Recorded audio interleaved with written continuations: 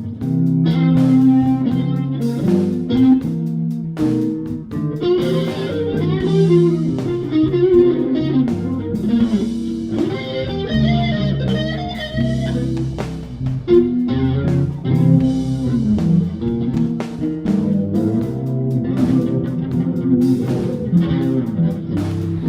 November in the Bay Area, and it's time to pick pomegranates. Pomegranate has become a very popular fruit in the United States in the past couple of decades. The antioxidant qualities of the fruit are really what's driven the marketplace. I mean, I've been eating these since I was a child, but nobody ever really considered it to be good for us. They just kept kids busy because it takes a long time to work your way through a pomegranate. So mom can do something else if you throw the kid one. Anyway, there are a few problems with growing pomegranates in the U.S. One is the climatic range. They're limited to probably mostly the southern half of the United States as far as their hardiness, although I'm sure someone will argue with me that they have one in New York and so on, and that can be. But in general, they do better south of Zone 6 in the U.S. The other problem with them is that they're fall ripening. They got a real hard skin on the outside, and in some places like California, the rains begin just as the pomegranates ripen.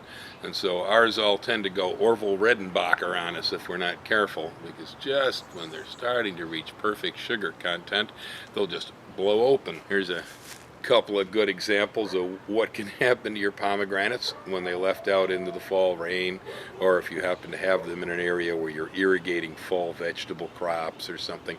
If there's water falling on them as the skins turn rosy, you can expect almost half of the crop to start to do this on you. So I'd say that's the greatest obstacle to most people. If you live in the desert Southwest, once I lived in Arizona, and my pomegranates were in a location where there was no irrigation in the landscape, the pomegranates could ripen all winter. We'd leave them out there on the bushes just hanging, go out and get one for Christmas, get one for New Year's, and they'd usually be in just perfect condition because they will hang most of the winter on the plant. Unless they crack, the birds can't get into them, so they're pretty safe. The longer they hang, especially in sunny warm weather, the sweeter they become. And of course there's a lot to do with variety. Some pomegranate varieties tend to be more sour with hard seeds. Some from recently brought in from the Middle East have softer seeds and sweeter flesh. The one I have here behind me is Wonderful, which is a classic American supermarket pomegranate. So you can see by taking a look at my pickings over here that I'm just about 50-50 at this point. I have one bucket that's full of perfect pomegranates. I have another bucket that's full of popped pomegranates. The popped ones will have to be dealt with. We'll either juice them and then freeze the juice, or we might pop the pips out of the pomegranates and put them in freezer bags. They can be stored for up to a year as frozen pips that can be brought out to use for making jelly or all sorts of different possible things thrown in salads later on. As far as the good ones are concerned, if I take them down without any cracks, wounds, or blemish, they'll usually store for up to a month in a cool, relatively dark area.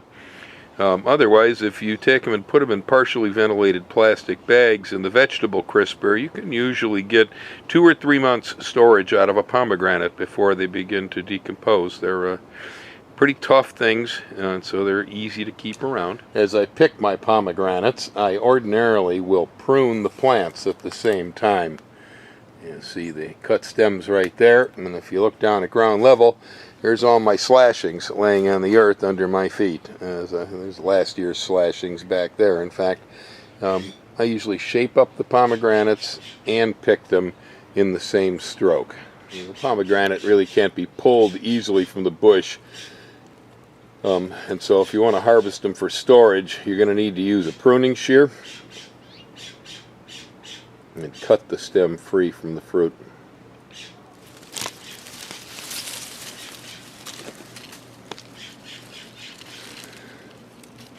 This here, and the bush will obligingly catch the pomegranate for you here in the fork. Huh?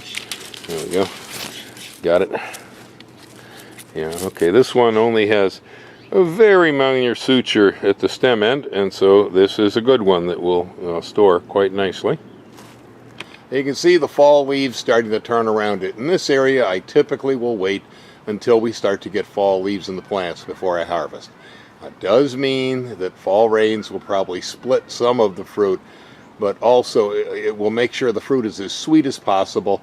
The Bay Area is not a warm place, and so the longer we leave pomegranates hang in the bushes around here, the better they're going to taste. So right there is one of our worst case scenarios. This is actually what can happen to your pomegranates if the rain starts falling on them. They will really explode. It's kind of amazing. I'm surprised that they don't spatter juice all over people's clothing walking by the bushes. Pomegranate juice is indelible in clothing, and so beware of it. At least the colored types are. There are some pink and white flesh varieties that don't leave a stain, but this one here will leave one heck of a stain in your clothes. So as I'm in the bushes picking, I'm usually looking for really tall pieces of wood like this one here, and I'll cut those down.